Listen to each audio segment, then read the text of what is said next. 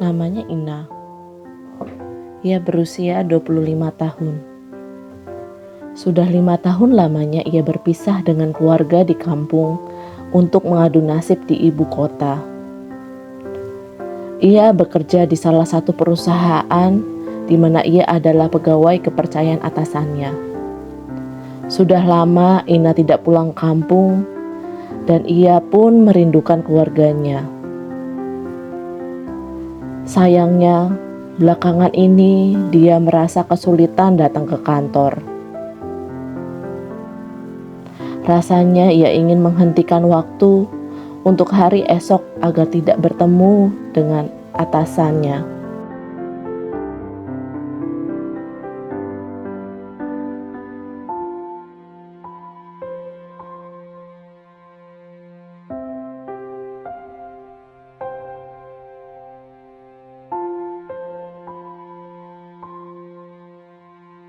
Ini adalah atasan Ina. Belakangan ini, Ina itu selalu mendapat teguran dari atasannya. Setiap hari, Ina harus menghadapi teguran-teguran dari atasannya. Itulah yang membuat Ina merasa sulit untuk datang tiap hari ke kantor.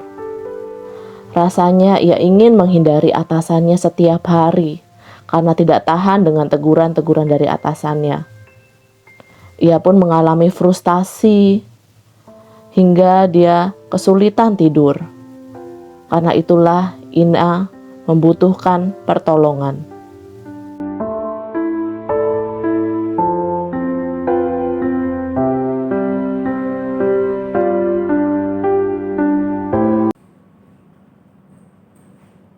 Ya, selamat datang Mbak. Ya, silakan duduk.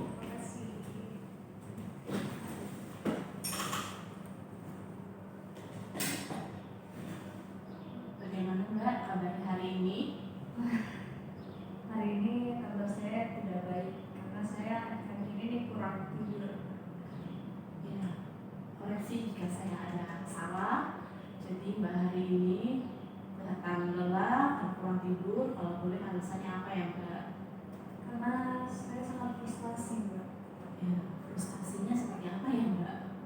Ya jadi saya merasa motivasi hidup saya ini menurun dan juga kinerja saya itu tidak baik.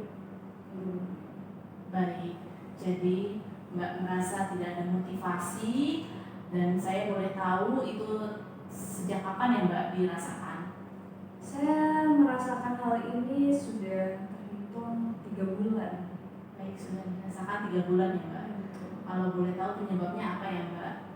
Iya, karena frustasi tadi. Kemudian kalau di tempat kerja saya tuh dimarah-marahin oleh atasan saya. Ini kira-kira seperti itulah Mbak. Saya jadi merasa sangat tidak baik. Baik, jadi Mbak ini sudah 3 bulan ya Mbak sudah ditegur sama atasan. Oke Mbak. Jadi kalau boleh tahu apa ya Mbak atasan ini selalu menegur Mbak? Kalau akhir-akhir ini atasan saya menegur saya itu karena kinerja saya yang kurang baik, kemudian karena saya lelet, dan karena saya itu ditegur, dimarah-marahin. Nah, karena itu saya juga tidak tahu apa maunya atasan saya ini.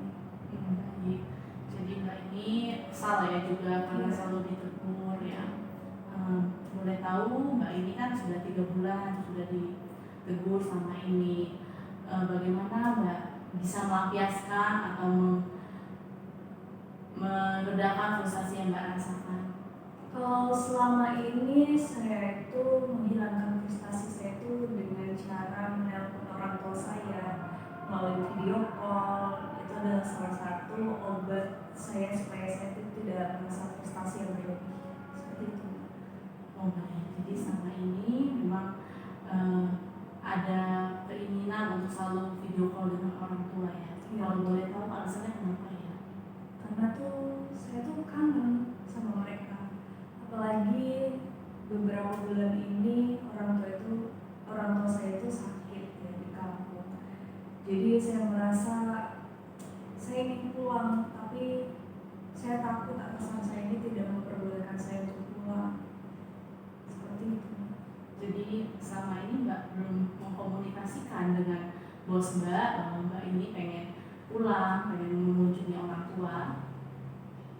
Sebenarnya saya juga belum membicarakan ini dengan bos saya, baik empat mata maupun ya hal yang lain, karena saya takut ya untuk membicarakan itu kepada bos saya. Apa ketakutannya Mbak? Ya takut nanti dimarahin, kemudian takut nanti bos saya berpikiran yang buruk, dan yang paling utama ya mungkin bos saya ini takut kalau saya ini malas bekerja. Oleh karena itu yang menjadi ketakutan saya kalau sama bos saya. Ya, kalau boleh tahu Mbak ini sudah lama bekerja di sana? Sudah lama. Ya, kalau boleh tahu posisinya apakah sudah baik, sudah bekerja tetap atau belum? Ya, jadi posisi saya saat ini pekerja tetap, karyawan tetap. Baik, jadi kalau saya boleh bertanya berdasarkan posisi Mbak dan lama bekerja Mbak bisa menganalisa tentang sikapnya atasan Mbak ya. Kalau boleh tahu atasan Mbak ini sebelumnya apakah berlaku seperti itu pada Mbak atau belum pernah? Ini yang pertama kalinya? Ini pertama kalinya, Mbak. Mungkin sejak 3 bulan ini ya, karena kan saya kan berpikiran orang tua saya yang sakit di rumah, jadi saya merasa tidak fokus. Mungkin karena itu atasan saya marah-marahin saya atas kinerja saya yang tidak baik. Ya, jadi Mbak berpikir bahwa memang atasan Mbak itu menegur Mbak itu dengan alasan yang baik ya, dan alasan Mbak itu harus bekerja dengan fokus. Jadi atasan Mbak berhak untuk menegur Mbak. Tetapi kalau saya lihat dari cara Mbak bercerita, Mbak itu pengen kalau Mbak itu performanya ya sudah biarkan saja menurun, tetapi bos tidak menegur Mbak. Apakah seperti itu? Bukan seperti itu maksud saya, Mbak. Oke, baik, berarti saya salah ya. Jadi Mbak itu merasa memang butuh teguran ya Mbak. Jadi Mbak ini punya masalah, belum pernah komunikasi dengan bos untuk pulang kampung. Yang kalau boleh saya tanya, kenapa Mbak itu tidak mau komunikasi dengan bos tidak mau pulang kampung? Apakah yang pertama Mbak merasa bahwa nanti kerinduan saya akan terobati, atau yang kedua saya tidak mau membuat teman-teman sekerja saya bermasalah harus mengerjakan pekerjaan saya selama saya cuti? Jadi sebenarnya beberapa bulan yang lalu ya, itu ada teman saya yang cuti hamil, dan saya juga mengerjakan pekerjaan tempat teman saya ini bersama teman-teman saya yang lain, dan itu bekerja lembur selama berhari-hari.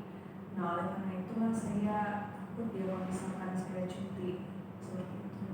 Oh iya, jadi Mbak itu takut kalau Mbak cuti, teman-teman yang lain harus mengerjakan pekerjaan Mbak. Ya. Ya, jadi karena itu Mbak juga belum pernah cerita hal itu kepada bos ya. Ya, tapi ternyata rasa kangen Mbak juga nggak terobati juga ya sampai saat ini.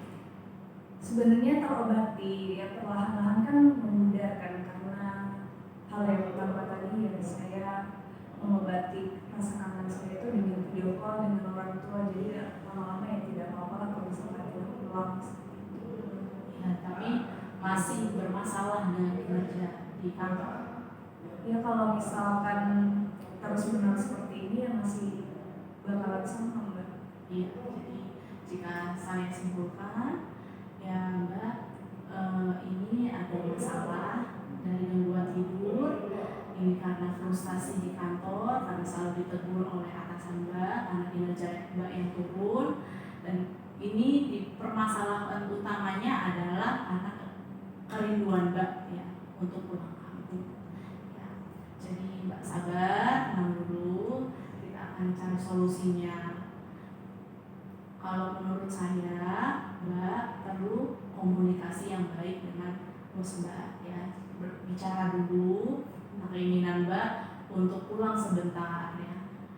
Coba dijelaskan ke atasan Mbak bahwa kalau pulang sebentar itu bukan karena saya kabur dari pekerjaan saya, tetapi untuk mengobati kerinduan supaya nanti ketika pulang kembali ke Jakarta, Mbak bisa meningkatkan kinerja Mbak lagi dengan baik ya. Jadi kalau boleh saya sarankan Mbak bisa ikut praktek komunikasi. Oke, terima kasih ya Mbak. Sarannya saya akan terima saran itu dan nantinya saya akan coba untuk membicarakan ini dengan atasan saya.